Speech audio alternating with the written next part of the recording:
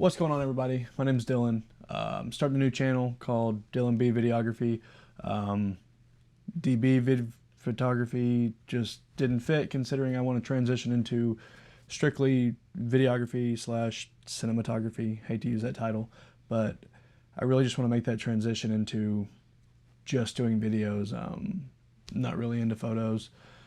Anyway, with that being said, I have something very special to talk about today.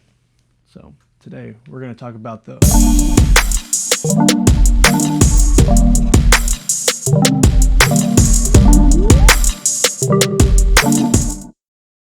What's up, everybody? My name's Dylan. Like I said before, starting a new channel, Dylan B Videography. It's going to be a YouTube channel, but there's going to be vlogs, tutorials, that kind of thing. But the first video, and I found this fitting, very fitting, since we're making this transition. The first video today, guys, we're going to be talking about the FX30. Yes. So, the FX30 is basically Sony's entry-level cinematography camera. With that being said, it's a Super 35 sensor, which means that it's an APS-C, so it's a crop sensor. It's got a crop of, I think, 1.5, and then when you do 4K 120, it's got a 1.6 crop. I'm fine with that. I will deal with that all day. The price point is the magic thing. So the older sibling of this, the FX3, so this is literally side by side. You cannot tell the difference between the FX3 and the FX30. It's got the same XLR handle.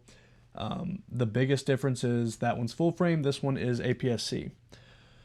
With that being said, back to the price point. The older sibling, the FX3, $3,800. Can't remember if that's with or without the price handle or the XLR handle. This with the XLR handle, $2,200. Without, $1,800. I mean, that is a steal, especially for entry-level cinematography. That is just insane. I mean, it's got all the gizmos and gadgets, flip-out LCD screen. One thing I would like to note is even with this camera, you're still going to get all the top-of-the-line stuff. So you're going to get the 4K 120, you're going to get the S-Log3, the S-Cinetone, you're going to get all those color profiles. On top of that, you can upload LUTs inside the camera. So you download your LUT from your computer onto your SD card, you put your SD card into your camera, you go to that setting, and you upload it and you import it to the camera metadata itself. So then you can format your card and you don't have to worry about anything. The LUT will stay on the camera. You can then go in individually and delete whatever LUTs you don't want to use, or whatever LUTs you don't think you need anymore. You can just replace them or completely get rid of them.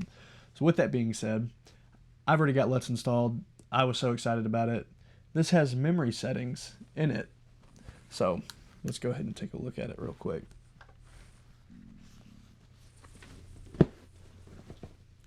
All right. So up here, you've got the mode button. Menu, and then mode. You click the mode button, and it's got these three options. MR1, 2, and 3.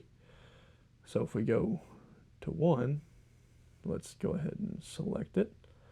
You can see up at the top my settings. 4K 24.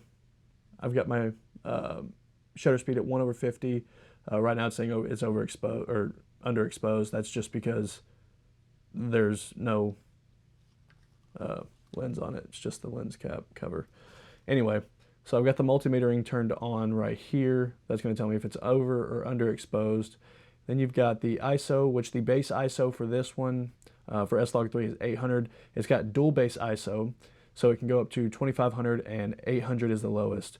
So like if I tried to go lower, so it's got those lines over 640. So it goes 800 and then down to 640 and with the double lines. That means that it's not going to work. You can't use it for S-Log3 on this camera. But back to what I was saying. You click on mode again. And then you go down.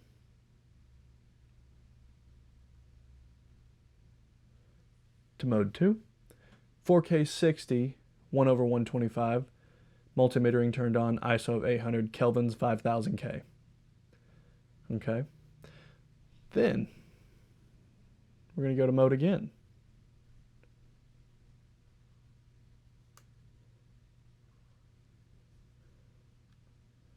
"4K 120, 1/250, ISO 800, Kelvin 5000.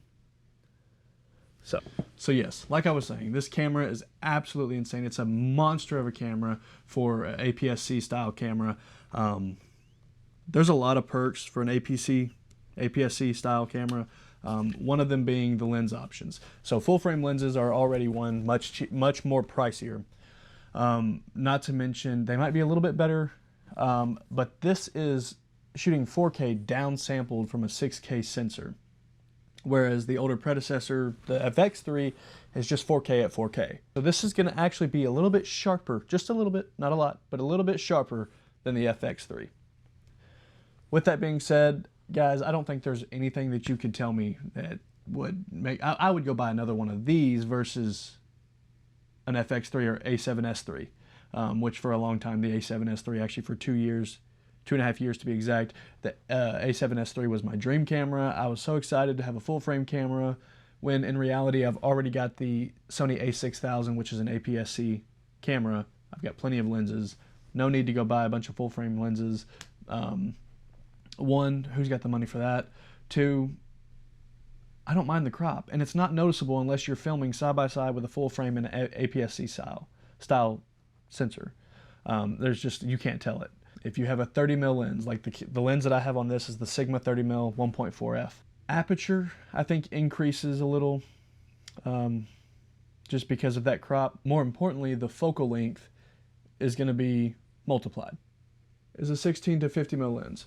When I put this on this camera, the FX3 or the Sony A6000, it's going to be multiplied by 1.5. So 16 and then times 1.5. That's going to be your bottom focal length.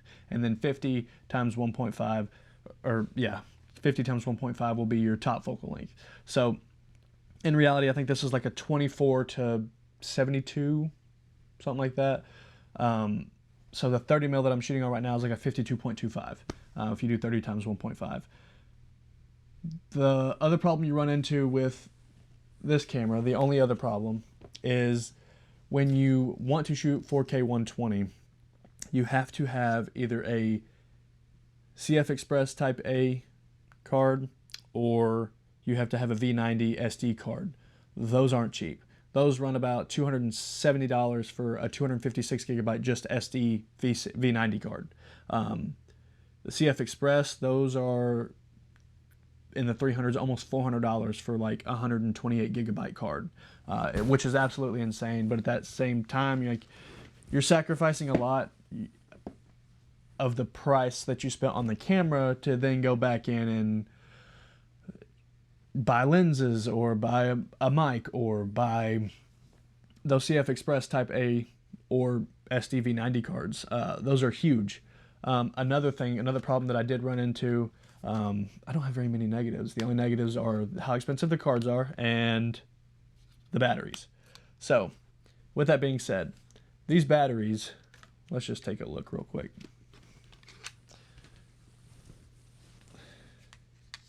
In comparison, here is the Sony A6000 battery next to the Sony FX30 battery.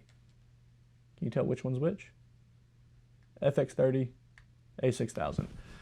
I didn't realize that they were going to be different sizes,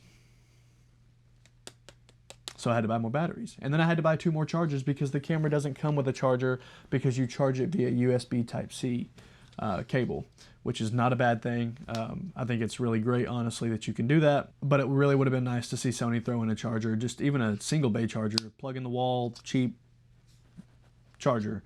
I prefer to charge my batteries outside of camera versus inside of camera. Now that's different if I'm running all day and I want to use like a power bank or something that's charging the battery. But at the same time, that's the other problem that I ran into, was the batteries. But small price to pay versus the amount of money that you're saving buying the APS-C version of the camera versus the full frame version of the camera. Another thing, this is super exciting.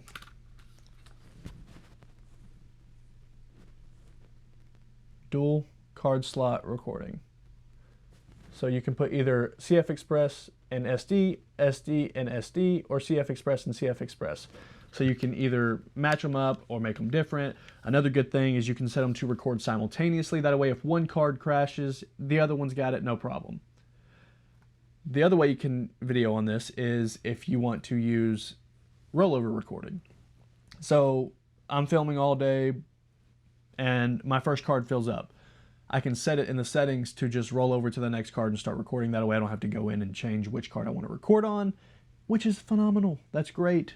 I mean, guys, for an APS-C style camera, that is insane. I mean, this is unheard of. This is strictly geared towards videography, but I will say there's no viewfinder, so you can't, there'll be none of this looking through, trying to take pictures of whatnot. But a sacrifice to make, and people are sleeping on this, and I've seen plenty of videos where nobody's talking about it. It's a 26 or 28 megapixel sensor. That is insane for a video camera. Now, granted, when you talk about the A7S3 and the FX30, you're talking about a 12 megapixel sensor, which in return is going to be a low light beast. I mean, just absolutely insane in low light, minimal noise. This, however, is not quite the beast that the A7S3 and the FX3 are when it comes to low light. But sacrificing, it's got a 26 to 28 megapixel sensor. I'll get it down in a sec. The pictures that come out of this thing are so crisp, it's insane. So like I said, this is a 6K sensor downsampled to 4K. So the 4K that you're getting is extremely sharp 4K. Not to mention you throw on a contemporary lens like the Sony f1.4 30mm. Mind blown. I mean, it's insane how beautiful the picture is. The autofocus, by the way, absolutely insane. One more problem that I have with it, so this will be problem number 3. Full HDMI.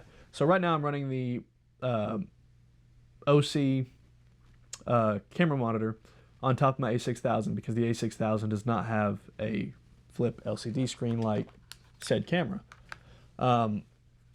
So me trying to video myself and knowing that I'm in frame was a struggle until a couple weeks ago when I bought the monitor.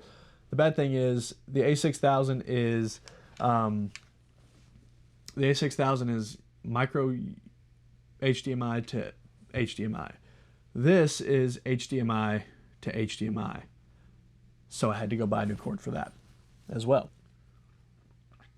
I'm super excited. Mainly for the 4K 120. Not to mention, I think it has 240 frames a second in HD. I can't wait to use it. I'm super excited for you guys to see the content that I'm going to be rolling out with. I'm doing a wedding in the coming weeks. So excited to shoot an S-Log3 and actually take the time to color grade and get true colors out of it. Another setting is S&Q mode. So S&Q mode, if you're not familiar, is basically if you're going to shoot slow motion, you would shoot either 60 frames a second or 120 frames a second. Then you would take it into post and edit it and slow it down on the timeline. With S&Q mode, it is straight out of the camera slow motion. You can play it back on the camera in slow motion. So that's nice. Not very many people use this, and not very many people are talking about it. I myself have not used it yet. Like I said, you can throw LUTs onto the film footage. So when you're filming, say an S-Log3. So S-Log3, for those of you that don't know, is just a flat color profile. Like these oranges and the light, none of that is going to be flattering at all. It's just going to be flat, and then you go into post and you can make the colors. You have a lot more freedom when it comes to assessing the colors that you want yourself, so you can make those colors just perfect. With that being said, it's hard to tell what your scene and what your subject and background look like when you're filming in S-Log3 on the camera. So the cool thing about the LUTs is you just slap the LUT on there and it plays it back how it would look once it was color graded. Now granted, that's not full color graded, that's just slapping the LUT on there and going from there. So it gives you a good base idea of where you're going to sit at. I've seen people talking about using S-Cinetone. That's just if you want to get this picture straight out of the camera, which is what I've had to do with the Sony a6000. So I had to switch over to this camera. The other camera overheated, So this is the FX30, and this is S-Log3, and this is S-Log3 color graded. Right now my settings are 1/125 f1.4. Right now I'm overexposed at 1.3, which needs to be a little bit higher. So let's go there. That's perfect. So I'm sitting right at +2. ISO 800 f1.4. Shutter speed is 1/80. 4K 24. 4 hours and 36 minutes time recording, and that's on one SD card, 256 gigabytes. Right now I'm using the autofocus, and 64% battery. It's also got the mic metering on the camera, which is beautiful. But one thing I really like about this camera is you can record with timestamps. I don't use timestamps. I'm never going to. That's just the fact of the matter, but that's too... Maybe I will one day, but right now that's way too much. I'm still learning the S-Log game. So that's it, guys, for this video. But I wanted to give you a heads up on what's to come, the new gear that's coming out, and super excited to see what we can do with this thing. And yeah, take note of the colors, and then go back, see what it looked like in S-Log3, and then come back and see what it looks like in color graded S-Log3. So thanks for checking me out, guys. Stay tuned for the next video. Peace.